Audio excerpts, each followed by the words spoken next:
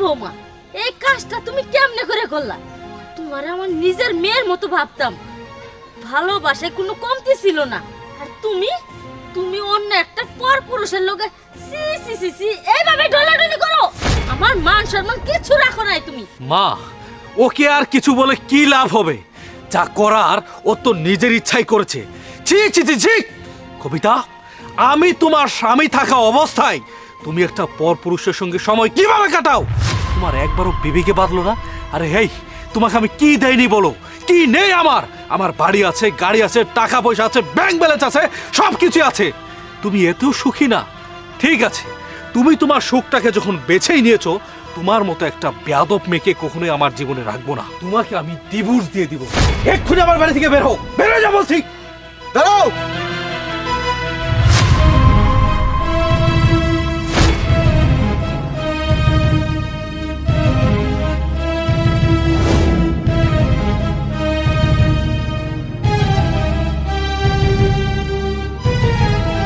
কোথায় যাচ্ছ তুমি? আর ওকে কি কারণে বাড়ি থেকে বের করে দিচ্ছেন আপনারা? এই, কে তুমি? সেই কৈফিয়ত কি আমি তোমাকে দেব নাকি? আমি ওর কাজিন। আজকে সকালবেলা ওরে যার সাথে দেখেছেন আমি সেই লোক। ওয়েট, কি আপনারা কি দেখেছেন? চোখে যা দেখেন সব কি ঠিক? হ্যাঁ, নিজের চোখকে তো কখনো অবিশ্বাস করতে পারবো না। আমি চোখে দেখেছি যেটা, সেইটাই ঠিক। শুনেন, চোখের দেখা অনেক সময় ভুল হয়। তাহলে আসল ঘটনা শুনুন। কি রে, এভাবে মূর্তির মতো দাঁড়িয়ে আছিস কেন? কথা বল। কি বলবো? তোর সাথে তো আমার কথা বলার ইচ্ছেটাই নেই। তোকে আমি কতবার করে বললাম অন্তত আমার বিয়েটাতে থাকিস, তাও থাকতে পারলি না। শোন, তুই তো অনেক ভালো করে জানিস বিজনেসের কাজে আমি দেশের বাইরে থাকি, ওখানে অনেক ব্যস্ত থাকি, যার কারণে বাংলাদেশে আসতে পারিনি। এই জন্য তোর বিয়েতে অ্যাটেন্ড করতে পারিনি। সরি রে, প্লিজ। It's okay. এখন বল কেন ডেকেছিস? আসলে তোকে যে কিভাবে বলি, না বলেও পারছি না। তোর ভাইয়া একটা কোম্পানিতে জব করতো, ওর চাকরিটা 1 মাস যাবত চলে গিয়েছে। এখন তো বেকার, আর সংসারের পুরো দায়িত্ব ওর ঘাড়ে। ও যদি এভাবে বসে থাকে, সংসার কিভাবে চলবে বল? তাই বলছিলাম কি, তোর ভাইয়াকে যদি একটা কাজের ব্যবস্থা করে দিতি তাহলে খুব ভালো হতো। আরে বাহ, তুই তো আমাকে চিন্তা মুক্ত করে দিলি। দেশের বাইরে যে কাজগুলো আমার, সেগুলো সামলাতে সামলাতে দেশে আর আমি সময় দিতে পারি না। দেশে নতুন একটা প্রজেক্ট রেডি করছি আমি, সেখানে একজন বিশ্বস্ত লোক দরকার।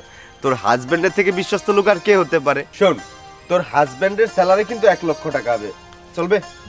হ্যাঁ, চলবে না মানে? থ্যাংক ইউ রে, তুই আমার কাজিন না, নিজের ভাইয়ের মতো একটা কাজ করলি।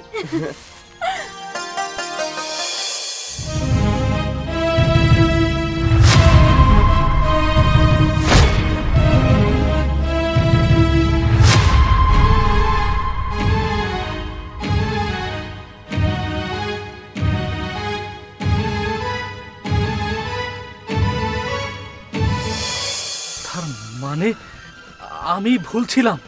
কবিতা শুধুমাত্র আমার ভালোর জন্য তোমার কাছে? হ্যাঁ, আপনার জন্য আমার কাছে গিয়েছিল। আসলে আমি দেশের বাইরে থাকি, বিজনেসের জন্য আমি দেশে আসতে পারি না।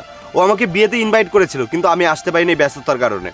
শুনুন, আমি আরও ছোটবেলা থেকে একসাথে বড় হয়েছি, একসাথে খেলেছি, একসাথে পড়েছি, একসাথে খাওয়া দাওয়া পর্যন্ত করেছি। ও যখন আমাকে বলল যে আপনার চাকরি নেই, আমি চিন্তা করলাম বাংলাদেশে আমি যে নতুন প্রজেক্টটা রেডি করছি সেখানে আপনাকে দায়িত্ব দিব। আর আপনারা কিনা ওকে বাড়ি থেকে বের করে দিতে চাচ্ছেন। কবিতা, যা হবার হয়ে গেছে, তুই সংসারটা নষ্ট করিস না, থাক বাড়িতে। হবো মা, আমার ভুল হয়ে গেছে, না চাই না অনেক বড় একটা ভুল করে ফেলাইছি। আর মানুষ মাত্রই তো ভুল করে। আমি তোমার কাছে মাপ চাইতেছি, মাফ করে দাও। আর আমার পোলাও ভুল করছে, তুমি আমার পোলাটারও মাফ করে দাও। আর এই বাড়ি ছেড়ে তোমার যাইতে হইব না। আম্মা, আপনি আমাকে মাফ করবেন, আমি আপনার কথাটা রাখতে পারলাম না। যে কাজ একবার ভেঙে যায় সেই কাজ কখনো জোড়া লাগে না। আর আমি এই কথাটা বলতে চেয়েছিলাম না। আপনি আপনার ছেলেকে জিজ্ঞেস করেন তো, আপনার ছেলে কেন গিয়েছিল সেখানে? সেও তো একটা মেয়েকে জড়িয়ে ধরেছিল। আমি যদি তাকে প্রশ্ন করি যে সে সেখানে কেন গিয়েছিল, ওই মেয়েটা কে ছিল, তার কি কোনো উত্তর সে দিতে পারবে? আমি কিছু বলতে চাইনি, কারণ আমি চাইনি তার মান সম্মানটা চলে যাক। কিন্তু এখন আমি বাধ্য হলাম সেটা বলতে। যার কিনা নিজের চরিত্রই ঠিক নেই, সে আবার আরেকজনের চরিত্র নিয়ে কথা বলেন। এইরকম স্বামীর আমার কোনো দরকার নেই। ভালো থেকে তুমি ভাইয়া, চল এখান থেকে। কবিতা, বিয়াদব ছেলে, তোর জন্য, আজকে মাত্র তোর জন্য আমার বৌমারে আমি ভুল বুঝছি। আর তোর জন্য এত সুন্দর বৌমা বাড়ি থেকে বের হয়ে গেল। তোর আমার বাড়িতে কোনো জায়গা নেই, যা আমার চোখের সামনে থেকে বের হয়ে যা।